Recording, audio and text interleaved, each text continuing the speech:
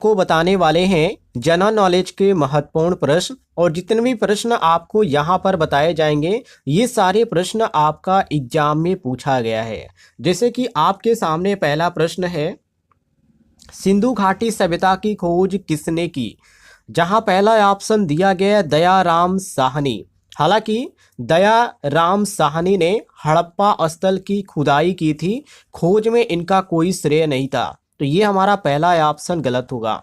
B option दिया गया रखाल दास बनर्जी, ये बिल्कुल यहाँ पर ऑप्शन हमारा सही होगा, क्योंकि 1921 में, सन ध्यान रखिएगा, 1921 में मोहनजोदड़ो की खोज रखाल दास बनर्जी ने ही की थी। इसी कारण हम यहाँ पे मारेंगे ऑप्शन बी करेक्ट आंसर।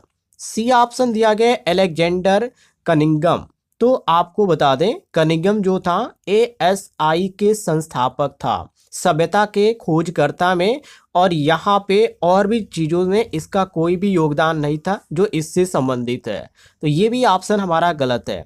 और डी ऑप्शन दिया गया जॉन मार्शल। तो मार्शल जो था एएसआई का महानिदेशक था, ये ध्यान रखिएगा, यहाँ पे खोज में इसका कोई भी यहाँ पे भूमिका नहीं थी, तो ये भी हमारा ऑप्शन गलत है। सही ऑप्शन केवल ऑप्शन बी होगा। आगे बढ़ते हैं, अगले प्रश्न में पूछा जा रहा है ऋग्वेद में कुल कितने मंडल है? तो इसमें मंडलों की जो संख्या है टोटल 10 है, ध्यान रखिएगा। और ये जो है ऋग्वेद में, ये भी आप ध्यान रखिएगा, जिसमें 10 मंडल है और 1028 सूची भी सम्मिलित है, इसको भी आप नोट कर लीजिएगा। बाकी यहाँ पे 8 मंडल यहाँ पे गलत दिया गया, 9 मंडल भी यहाँ पे गलत है, और 12 तो ऐसा कोई प्रमाण ही नहीं है। तो हमारा प्रश्न के अनुसार केवल सी ऑप्शन सही होगा। आगे देखते हैं, अगले प्रश्न में पूछा जा रहा है सभा और समिति का उल्लेख किस वेद में है? तो ये आपको ऋग्वेद में देखने को मिलेगा। जी हाँ, ऋग्वेद में सभा समिति जैसे आपको गणतांत्रिक संकेत देखने को मिलेंगे। बाकी यदि यजुर्वेद की बात करें तो इसमें आपको कर्मकांड देखने को मिलेगा। सामवेद में आपको गायन देखने को मिलेगा, क्योंकि सामवेद गायन से ही संबंधित है। और अथर्ववेद की बात करें तो इसमें सामाजिक तंत्रिक आपको देखने को मिलेगा, ये विषय से संबंधित चीजें इसमें आपको देखने को मिलेगी। तो हमारा प्रश्न के अनुसार केवल जो सही होता है ऑप्शन डी होता है करेक्ट आंसर। आगे देखते हैं, अगले प्रश्न में पूछा जा रहा है मोहनजोदड़ो का महान स्नानागार किस उद्देश्य से था? तो धार्मिक अनुष्ठान, ध्यान रखिएगा, धार्मिक अनुष्ठान, यहाँ पर आपका बी ऑप्शन सही हो जाएगा, क्योंकि धार्मिक स्थान और अनुष्ठानों के लिए ही इसका प्रयोग किया जाता था, तो इसी कारण हम धार्मिक अनुष्ठान यहाँ पे बी ऑप्शन सही मारेंगे। बाकी ए ऑप्शन दिया गया मनोरंजन, तो मनोरंजन से संबंधित कोई ऐसा प्रमाण नहीं मिला है, तो हम इसको गलत मारेंगे। जल भंडारण यहाँ पे दिया गया है, तो जल भंडारण के अन्य साधन थे, लेकिन इससे इसका कोई संबंध नहीं है। खेल कूद की बात करें तो खेल कूद से ये संबंधी नहीं था इसका। हमारा प्रश्न के अनुसार जो सही होता है वो केवल ऑप्शन बी होता है करेक्ट आंसर। आगे बढ़ते हैं, अगले प्रश्न में पूछा जा रहा है वैदिक काल में पुरोहित का मुख्य कार्य क्या था? तो पुरोहित का जो मुख्य कार्य था वो धार्मिक अनुष्ठान कराना। जी हाँ, यहाँ पर आपका सही हो जाता है ऑप्शन सी करेक्ट आंसर। यानी पुरोहित जो थे, पुरोहित यज्ञ, वो मंत्रों के उच्चारण से और अनुष्ठान करते थे, तो यही उसको बोला जाता है धार्मिक अनुष्ठान कराना। ये आपका सी ऑप्शन सही होगा। बाकी शासन चलाना जो था ये राजा का काम था, जो शासन करता था वो राजा का काम था।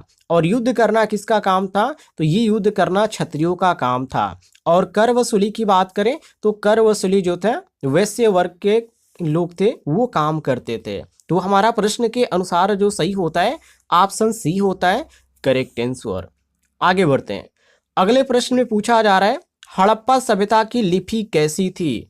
तो इसकी जो लिपि थी साथियों वो थी चित्रलिपि। जी हाँ, चित्रों के द्वारा दर्शाया जाता था। आज भी आप यहाँ पर देखेंगे हड़प्पा सभ्यता में, तो वहाँ पे आपको अलग अलग चित्र देखने को मिलेगा, और उस चित्र को देखकर कुछ अलग अलग अर्थ देखने को मिलेंगे, उस चित्र से ही प्रतीत होता है। तो इसी को यहाँ पे इसको बोला जाता है चित्रलिपि, जो कि ये जो था उस समय चित्रों के द्वारा यहाँ पे प्रमाण मिलते हैं। इस समय जो देखने को मिल रहा है उसके अनुसार हम कह सकते हैं। तो ये चित्रलिपि से थी।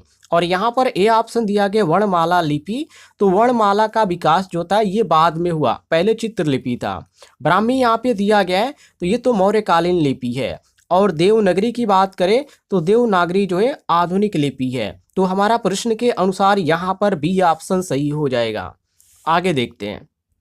अगले प्रश्न में पूछा जा रहा है पुराणों की संख्या कितनी मानी जाती है। तो टोटल इसमें 18 है। कितने हैं साथियों? टोटल यहाँ पे 18 है, ध्यान रखिएगा, जो कि महापुराणों की संख्या 18 मानी जाती है। बाकी यहाँ पे 12, 16 और यहाँ पे 20 दिया गया, ये सभी गलत है। आगे देखते हैं।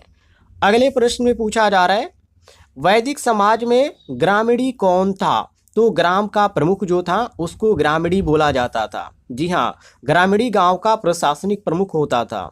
और राजा की बात करें तो राजा उसको बोला जाता था जो जनपद का शासन होता है, उसको बोला जाता था।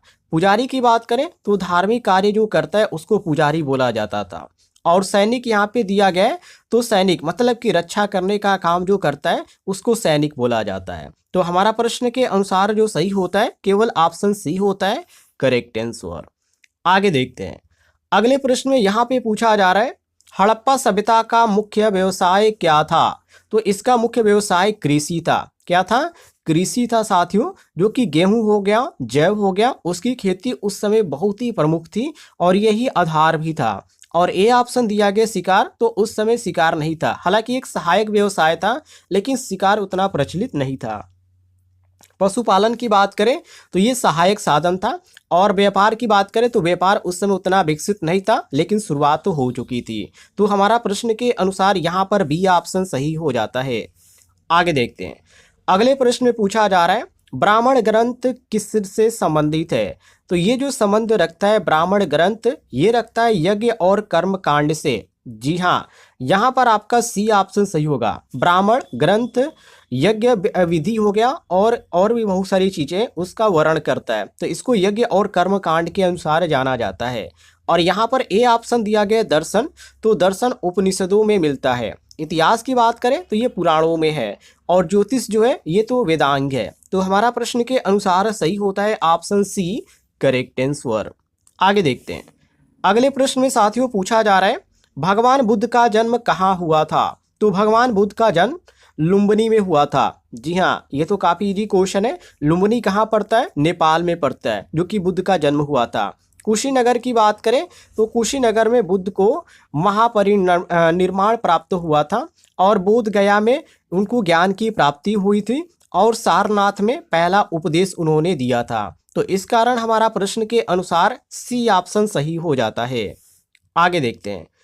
अगले प्रश्न में पूछा जा रहा है भगवान बुद्ध को ज्ञान की प्राप्ति कहाँ हुई थी।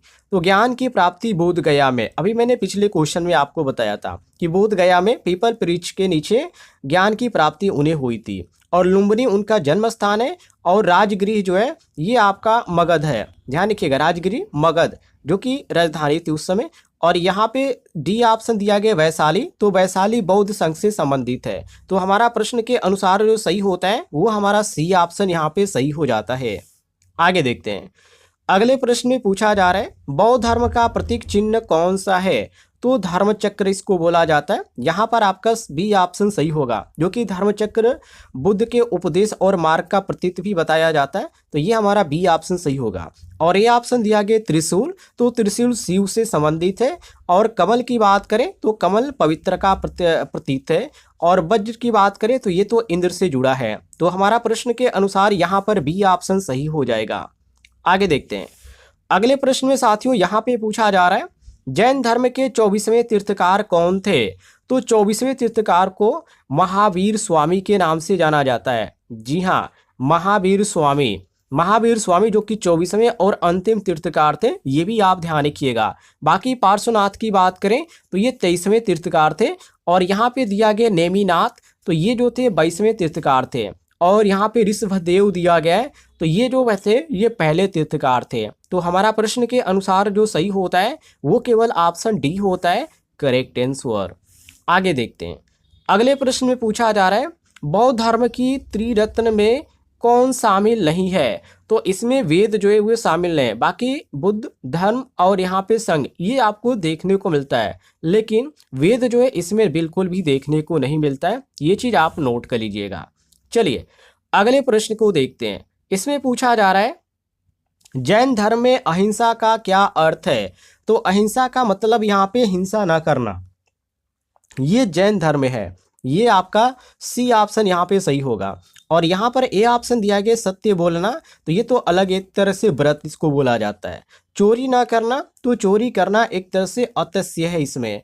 और यहाँ पे ब्रह्मचार्य पालन करना, तो ब्रह्मचार्य एक तरह से संयम से जुड़ा होने का मतलब है। तो प्रश्न के अनुसार यहाँ पर हमारा सी ऑप्शन केवल सही हो जाएगा।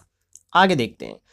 अगले प्रश्न में पूछा जा रहा है बौद्ध धर्म में संघ का क्या अर्थ है? तो संघ का मतलब यहाँ पे हो जाता है भिक्षुओं का समुदाय। जी हाँ, सी ऑप्शन यहाँ पे सही हो जाएगा। मंदिर का मतलब होता है विहार करना, और यहाँ पे ग्रंथ के मतलब होता है यहाँ पे त्रिपिटक, और यहाँ पे दिया गया दान, तो दान को दाना कहा जाता है। तो हमारा प्रश्न के अनुसार यहाँ पे सही होता है ऑप्शन सी करेक्ट आंसर। आगे देखते हैं। अगले प्रश्न में पूछा जा रहा है बौद्ध ग्रंथ त्रिपिटक किस भाषा में लिखे गए हैं? तो ये पाली में लिखा गया है। जी हाँ, पाली में लिखा गया है। यहाँ पे संस्कृत तो इसके बाद आया, क्योंकि संस्कृत के बाद यहाँ पे बौद्ध ग्रंथों में ये प्रयुक्त हुआ। और यहाँ पे जो पाली है ये त्रिपिटक का एक तरह से कहा जाए तो ये मुख्य है, जो कि पाली भाषा ये इसी में लिखा गया है।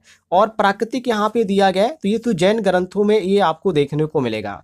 तमिल यहाँ पे दिया गया है, तो तमिल दक्षिण भारत की भाषा है। तो प्रश्न के अनुसार यहाँ पर बी ऑप्शन हमारा करेक्ट आंसर होगा। आगे देखते हैं। अगले प्रश्न में पूछा जा रहा है महावीर स्वामी का जन्म किस गणराज्य में हुआ था? तो इनका जन्म वैशाली में हुआ था। जी हाँ, वैशाली जो कि लिच्छवी गणराज्य की राजधानी थी उस समय, और ये वैशाली जो है ये उन्हीं का है। ये ध्यान रखिएगा, महावीर स्वामी का जन्म स्थान है वैशाली। मगध की बात करें तो मगध जो था वो शक्तिशाली राज्य था उस समय। और कौशल की बात करें तो ये उत्तर भारत का राज्य था। और अंग यहाँ पे दिया गया, हालांकि इसका पूरा नाम अंग पूर्वी है, जो भारत का जनपद था उस समय। तो हमारा प्रश्न के अनुसार जो सही होता है वो केवल ऑप्शन बी होता है करेक्ट आंसर। आगे देखते हैं। अगले प्रश्न में पूछा जा रहा है बौद्ध धर्म का पहला संगीति सभा कहाँ हुई थी? तो इनका सभा हुआ था राजगृह। जी हाँ, राजगृह सी ऑप्शन यहाँ पे सही होगा, राजगृह, क्योंकि पहली जो बौद्ध संगीति हुई थी वो राजगृह में हुई थी। बाकी पाटलिपुत्र की बात करें तो तीसरी संगीत हुआ था, और वैशाली में दूसरा हुआ था, और यहाँ पे कुशीनगर में तो निर्वाण स्थल है। तो ये भी ध्यान रखिएगा। तो हमारा प्रश्न के अनुसार जो सही होता है केवल ऑप्शन सी होता है करेक्ट आंसर। ऐसे ही प्रश्न आप डेली पढ़ना चाहते हैं तो वीडियो पर लाइक करके चैनल को सब्सक्राइब भी कर लीजिएगा।